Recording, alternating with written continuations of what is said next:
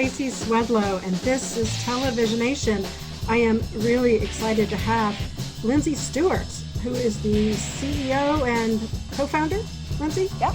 Yes, of Stringr, which is a company, and Lindsay spoke at our conference a year or two ago? Yeah, a year ago, I think. A year ago, and a lot has happened since then.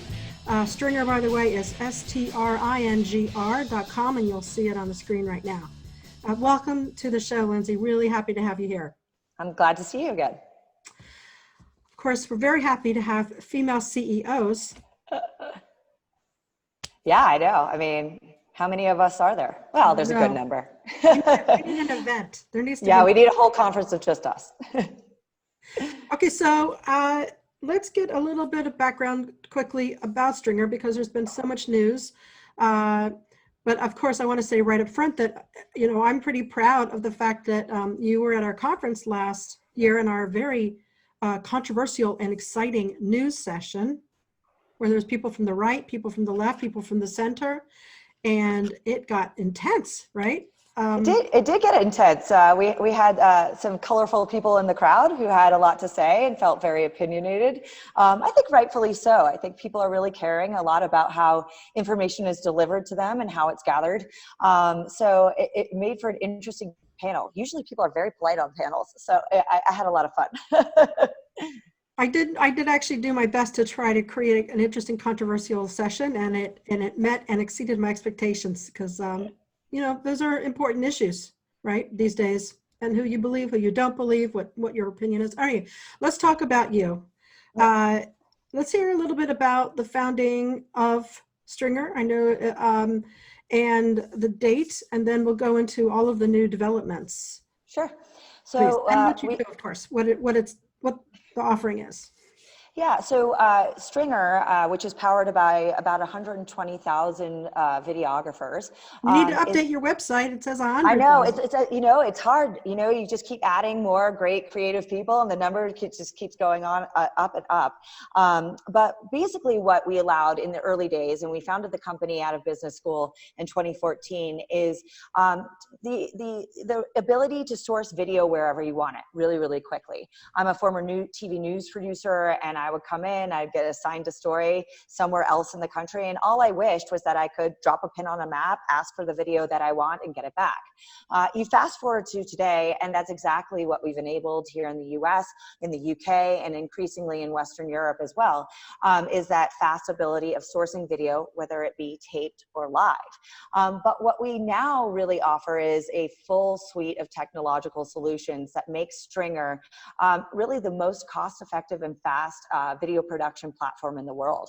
We handle every single part of video production, from that key sourcing of video, solving my problem, and now we solve a lot of other problems, including transcription, captioning, live, like I mentioned before, publishing, also that you can come in and do video in a centralized cloud-based platform.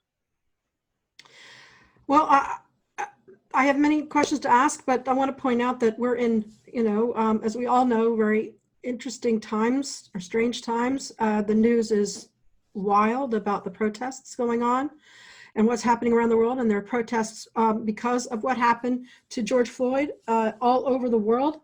And I'm definitely very curious, you know, is your business like super active as a result, or what's going on, or how are you able to handle getting your photographers out there when they all have to wear masks? I mean, what are the conditions that your company is operating in currently, and how are you able to help everybody get the news to the right places?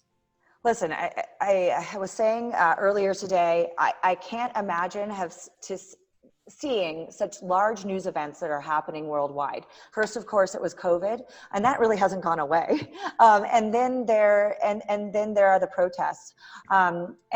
And so what we are seeing is a huge uptick in use of our platform, because our core customers, and we started in the news vertical, are coming to us asking us to cover events all over the country. They were asking us to cover events before the protests and the ensuing riots occurred, but now they're doing it even more so. what I could say is this: it's an interesting time for us as a company because, you know, we care very much about our paying customers, but equally so, we care about our videographers who are out there. I will say that because a lot of people have phones and are capturing events as they are happening, what's nice about our videographers is they don't stick out in the crowd as much as, you know, say a very, you know, large crew, a network crew that has a lot of gear, even a satellite truck.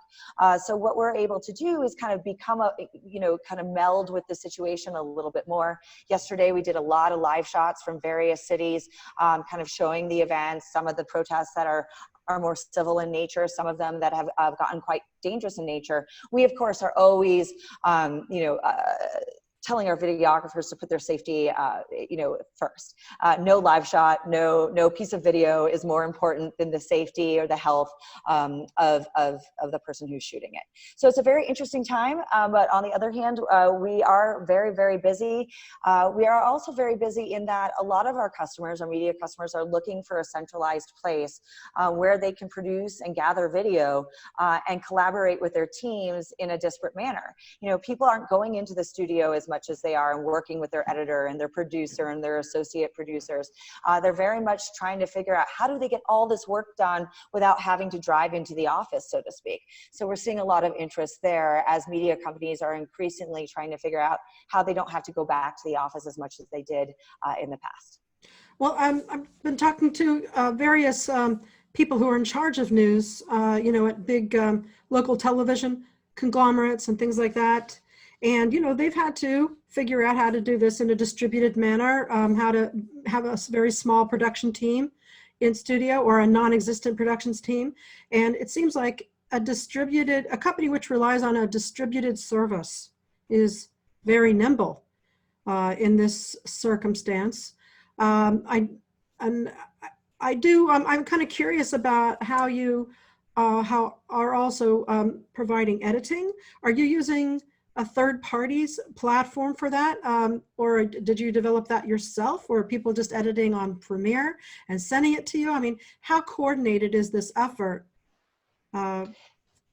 Yeah, what I would say is quite coordinated. And the only part of our platform that wasn't built by Stringr engineers is the editing platform. So we white labeled a platform that we liked very much, and we chose it a couple of years ago. And the idea being is that we wanted it inside our platform because the dragging of video in and out into other systems is very time consuming, and we wanted to close the loop there. On the other hand, there are a lot of good editing technologies, so we didn't really feel like we needed to build one ourselves. So what we have done is we've embedded an editing technology in. You can source video through the Stringr videographer network. You can bring in video that you have shot yourself into our platform. Again, it's all, you know, web-based. It's all in the cloud. You can collaborate with your team. You know, everybody could be sitting in their pajamas in their garages, sourcing video and cutting video and looking at each other's cuts using our system. So from an editing perspective, we also do some editing ourselves. We have a production team now at Stringr. So if you are the kind of media company that really wants to be a little more hands-off and not do any of the video editing yourself, we can put people on that as well. But, you know, the whole idea is that we wanted to streamline the production flow for our customers. And so we had started with that kind of fastball of, you know, being able to get video from anywhere. But then the next step is that editing piece. And so we wanted to get that really sleek and working. And it works really quickly. But I would say, at least with my team, and, you know, I used to be just, you know, a TV news producer, is that, you know, I would do maybe a segment a day, maybe 2 segments a day at most. Now a really good producer can be doing 2, 3, 8 segments a day by just clicking on a button, getting a videographer to go shoot something, having that footage right there, cutting it, and then publishing it and pushing it out in that same system. So yeah, we've built a lot of technology ourselves that like captioning and transcription, but editing is something we did indeed white label. And what about encoding? Do you use any particular technology? I mean, I just interviewed Halsey Minor on their new offering with VideoCoin, and they're using, a blockchain and to enable distributed encoding. I guess it's a little plug for him now. I'm not really plugging him, but it's happened. That's okay. I'd like to meet him. I mean, it is an important technology. You can't you live without it these days, right? Yeah, so all the video that comes up through our platform is built on a technology that largely on the shoulders of AWS. And so And he's competing with AWS, by the way. well, and that's a tough row to hoe because, competing with Amazon's anything. But, a lot of great innovations, come in the door that way. But what we have found is that we can take any format of video, we bring it up, and then we spit it out in a format that we believe most of our customers want, an HD format. We have the ability to tweak that as we want, but we wanted to find a standardized method for, basically delivering it.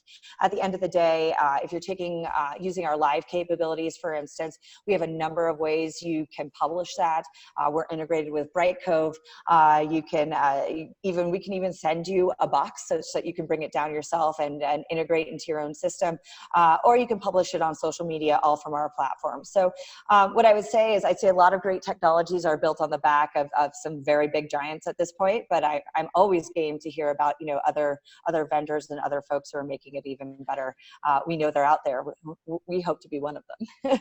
And before we go into Embed Studios, which that's something new. It is. But before we go into that, I wanted to go back to what we were sort of discussing before when we first started the conversation, which I didn't launch into, which is at the session that you participated in at TVOT, another person on the panel was from Google, right? Rebecca, and you guys formed a relationship, correct? We did. Google News Initiative.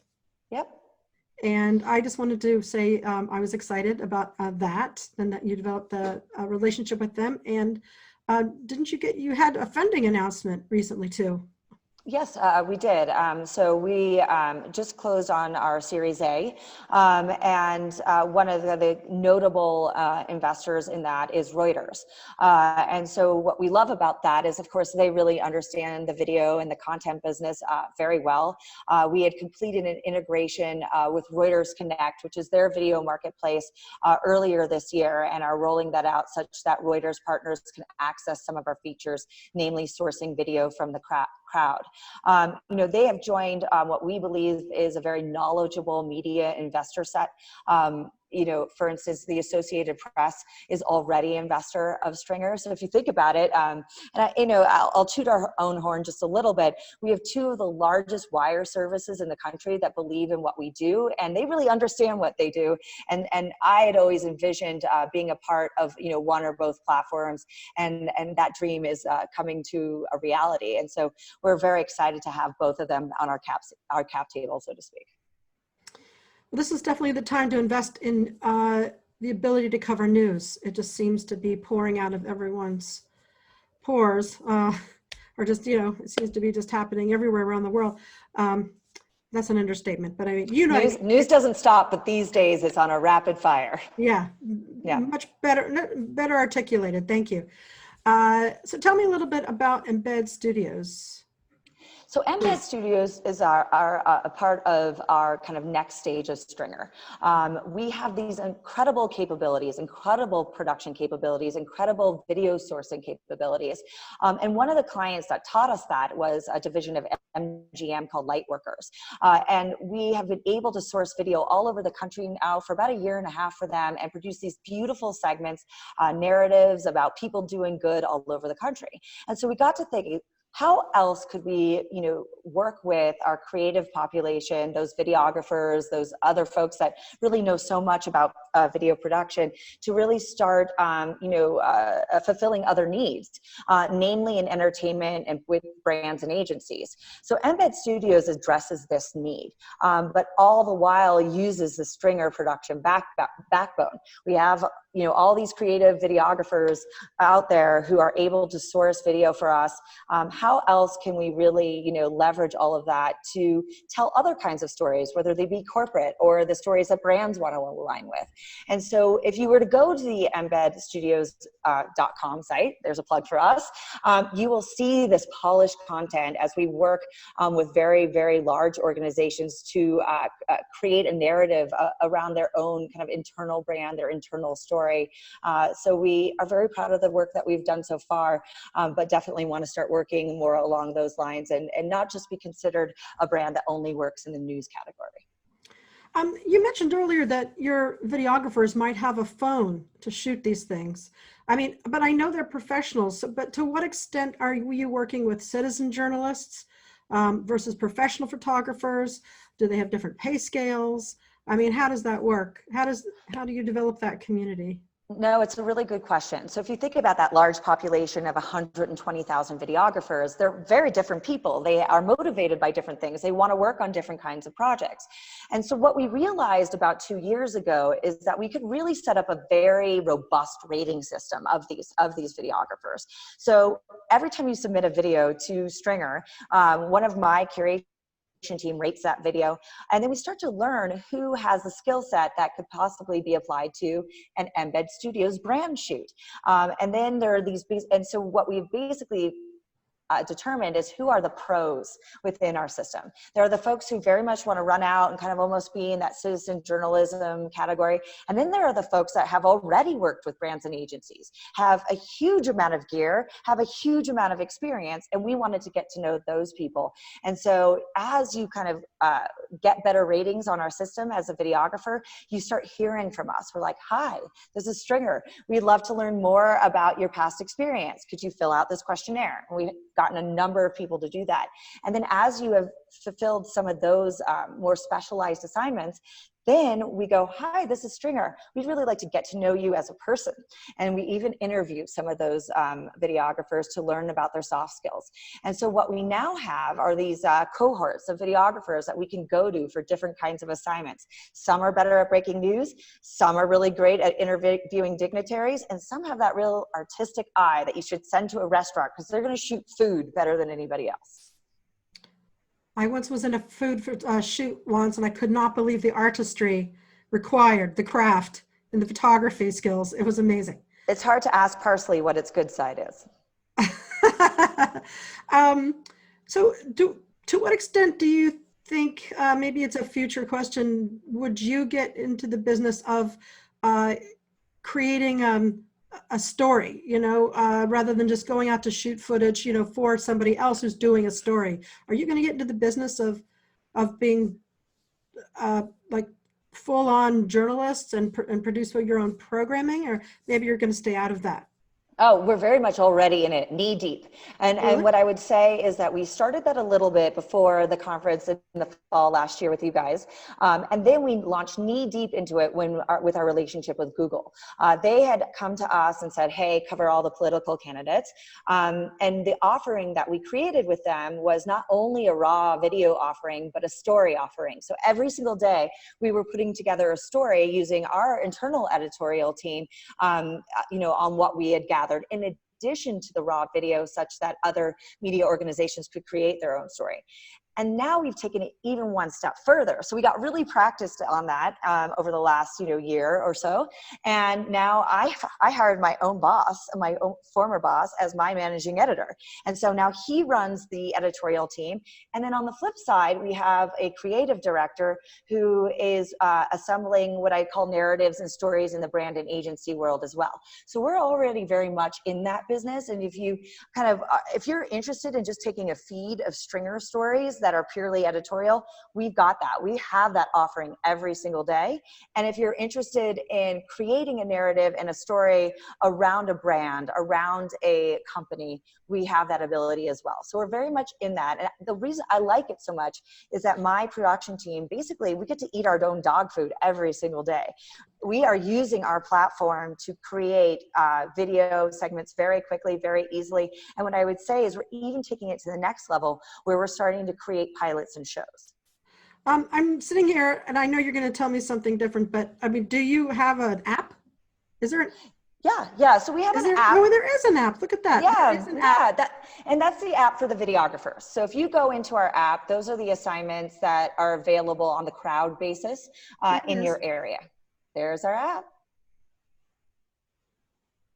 Okay. And so that's where you can see the assignments that are available to the crowd. Now, if you're a pro, you will not see the assignments there. We use our system to basically do single serving assignments within our app, but you won't see all the pro assignments there because we decide who gets to go out and do those pro assignments. What about, do you make content available perhaps to, some of these community-oriented websites that are reporting in their own neighborhoods? Or do you have relationships with smaller nonprofit or just small community organizations that may need video? In this environment with COVID, maybe they don't have a bunch of photographers sitting around waiting to shoot what's happening in the Mission District here in San Francisco or the protests downtown. I mean, maybe are you only working with the bigger outfits? I mean, I know it's a financial decision, but I'm curious. Yeah, no, what I would say is the way we work with smaller communities is with newspaper groups and their digital offering. And so, of course, there are large newspaper groups who serve smaller communities that very much need news, and that's how we serve them right now. And they do take a lot of our pre-produced news content, because as you mentioned before, they may not have the largest video unit. They do have a video unit, but they don't have it at the very granular level. Not every single, town has their own video producer or video shooters. And so what we see them doing is taking a lot of our content that is of national or regional interest and then publishing it on their platform. At the end of the day, we're still working with large media organizations to put those deals together because they own just so many of these, small websites. What we haven't done so much is work with nonprofits. We're not against it. At the end of the day, we are a business, so we do charge when you put our stories on your site. But there are a number of business models that we are always willing to explore, such that we can, get meaningful information out to people where they want it. Do you get fed video news releases from companies? We haven't been pitched like a traditional news organization yet. I think as people start to understand what Stringr does in terms of its packaged video offering, we may get that more. It's a little nice not to have that, just because our editorial team really is so experienced. We have former ABC News producers, Fox producers. I mean, almost every network is now represented at our company, and they have a really good guiding principle of what should be covered and what shouldn't be. But I wouldn't be surprised if that started soon. I think one of the things that keeps us from getting that kind of contact is that most people, when they watch a Stringr story, they don't know it's a Stringr story because it's one of our customers basically white labeling us. Well, what's coming up over the horizon? I mean, you've got a lot of things launched here. You've got investment. You've got a relationship with Google. The election hasn't happened yet. There's a lot on your plate for the next few months, and over and above all of the stuff going on in the streets right now. But what's your product roadmap or your offering roadmap for the next few years? I think the key thing is really to get out there in the market and show our current customers and show our future customers what a robust tool set the Stringr platform is, that ability to be the most efficient video production platform in the world. So that's one of our key, I'd say, sales goals and marketing goals. The next piece of it is expanding our reach in terms of videographers. So we do have that relationship with Reuters, and they very much want to see us have a more worldwide footprint in terms of videographers. And then, the key is also just keeping our technology fast, efficient, and great. And so making sure that we're kind of up to date. You mentioned blockchain. We've been taking a look at a number of blockchain providers and innovators in that space to really start to understand the chain of custody even better than we already have of videos that are being contributed. But I'm very lucky, and it's not me, but my co-founder, he's really great at product and looking kind of into that future. And there's a reason why we have this holistic offering in our platform already, and he's the reason for that. And we continue to really care about how do we make Stringr super efficient, super easy to use, and then of course make it known that you don't have to be a news producer to want to use us anymore. You can work in a company or be a brand manager, and we can very much help you create a video vision. All right, well, sounds good. I think we covered it in very compact form. I really appreciate you being on the show. I hope you're well wherever you are. Where are you located right now? Well, right now I'm in Park City, Utah. I was in New York as of, almost a week ago and kind of hunkered down there, but I finally needed to see a little nature. So I am taking a breath of fresh air. It's nice. And I hope anyone who's listening is having that opportunity as well. It's made my mind feel better. I hear the virus doesn't survive in very high altitudes very well, so hope you stay safe. Well, there's just a lot fewer people here, so it also makes it a little easier. Well, thank you so much, Lindsay. I really appreciate it. We could go into more depth about the news industry in general, but another time perhaps. Yep. Thank you, and I'm sure I'll be watching your news every day because I am a news junkie. Well, thanks for having me, and I always like going to your conferences, so can't wait to do that in person and the virtual one that's coming up. Thank you. TVOT Leadership Congress coming up September 9th and 10th. We'll see you all there. Thank you.